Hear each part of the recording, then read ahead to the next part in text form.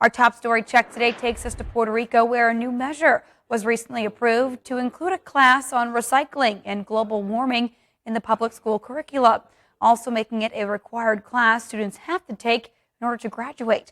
Our Francis Felix reports.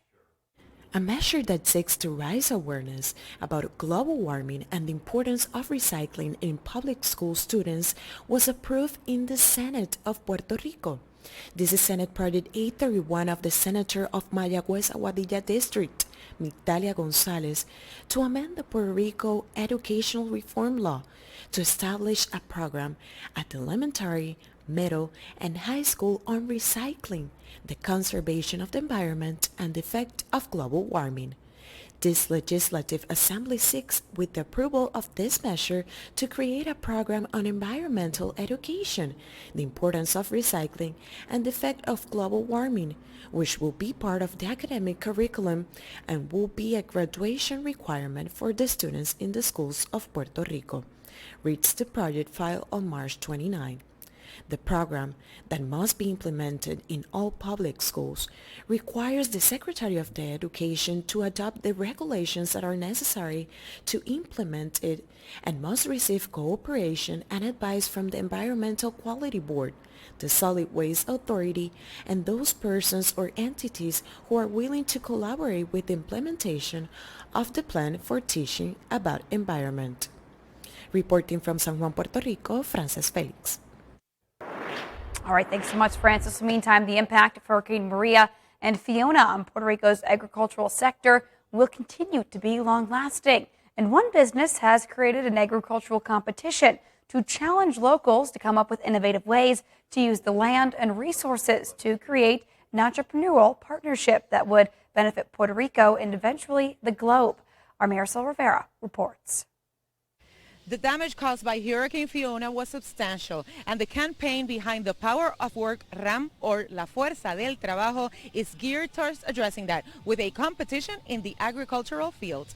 Ok, escuchen esto. El ganador va a recibir más de $80,000 en premios, incluyendo $15,000 en efectivo. We're very proud to announce La Fuerza del Trabajo Agrotech, which is basically the combination of agriculture with technology.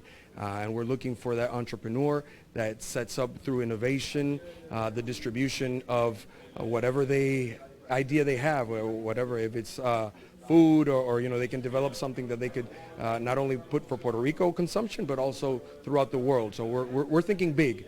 And we're looking for that new star within the agricultural business. Cambiamos la manera o la metodología en la que hacemos agricultura, nuevos implementos para los tractores, la maquinaria en general y también la manera empresarial, ¿no? La perspectiva de cómo eficienciamos y manejamos, estructuramos, diseñamos los modelos de negocio para que funcionen. Ahí se puede innovar de diferentes maneras y estamos aquí para eso. Yeah, the prizes are extraordinary, $80,000 plus, the person can win, and that includes $15,000 cash, includes advertising that we're going to be mentoring with, includes from the Centro Unido de Detallista, also a lot of help with the groups that they have to develop businesses, and obviously with Finca Explora. I like to say this because it's 2 acres of land for 2 years for free. So, they're going to get a lot of help from all the sectors to make sure that this business gets off the ground and it grows exponentially to a level that all the Puerto Ricans are going to be very proud of.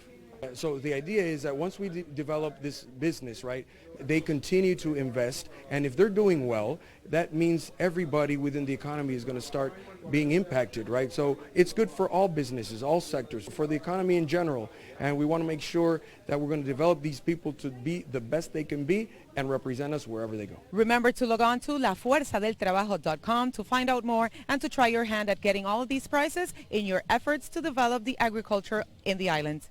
You have until November 23rd to do so, and the winner will be chosen in early December. Reporting from Carolina, Puerto Rico, this is Maricel Rivera.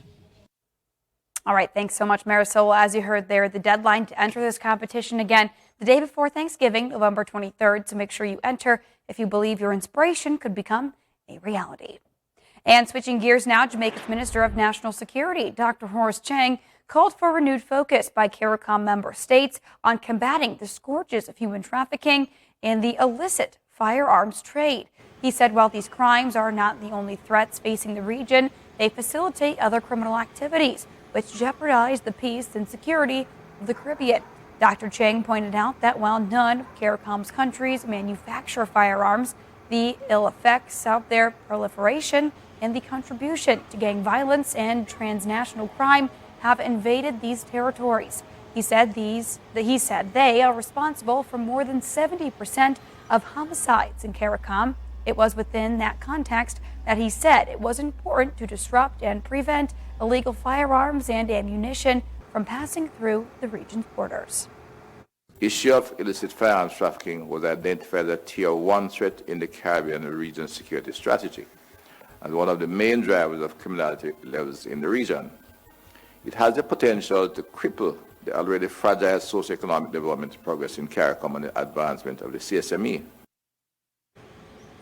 And as it relates to the scourge of human trafficking, he said that perpetrators of this crime continue to exploit the region's most vulnerable, who are forced into labor, sexual, and debt bondage. Minister Chang said renewed and reinvigorated action against the crime is needed more than ever, as economic hardship, conflict, and health and climate emergencies globally are increasing and compounding vulnerabilities to trafficking, exploitation, and abuse. Well, meantime, Bahamians are about to see a spike in their energy bills very soon. But as One Caribbean News' Deandra Hamilton explains, leaders in the Bahamas are pledging to eventually bring these costs down. As Bahamians brace for an increase in their electricity bills starting next month, the Davis-led administration is again pledging that it will be moving to alternative energy. The disclosure was made by Press Secretary Clint Watson during a press briefing on Thursday. The Davis administration is busy ensuring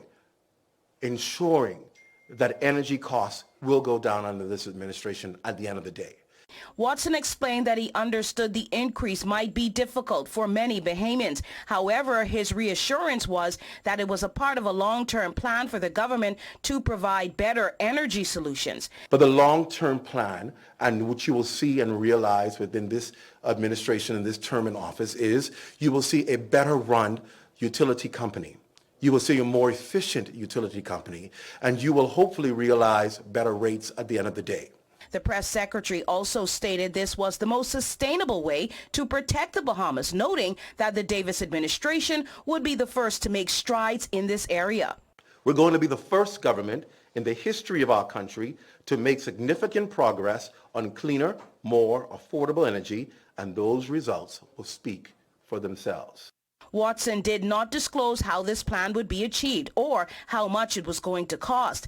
However, CEO of BPL, Siobhan Cambridge, while being questioned about the government's plan to implement a solar power field in the country, hinted that the introduction of alternative energy would see the state-owned company saving millions in fuel costs. So our preliminary calculations, the solar grid that is being discussed or planned at the moment is about 60 megawatts. To be introduced into New Providence. Our preliminary calculations are showing us that is going to save us about $23 million per year in fuel costs. The announcement of BPL's increase was made by Prime Minister Philip Davis last week. Deandra Hamilton reporting. All right, thanks so much, Deandra. Well, this next report is for travelers who have trouble getting to the airport. Delta is now offering a new solution, a flight from your neighborhood on an electric aircraft. Yeah, you heard that right. The company invested $60 million into Joby Aviation to offer the transfers. Joby says they aim to offer the service by using heliports or neighborhood Vestaports designed for aircraft to take off or land vertically that are close to customers' homes. Joby says passengers will land at Vestaports located close to the airport terminal, drastically reducing the amount of time it takes passengers to reach the airport. Each aircraft has 4 passenger seats. Pricing has yet to be determined. Delta says, though, it will begin offering the new service in New York and LA in the next couple of years.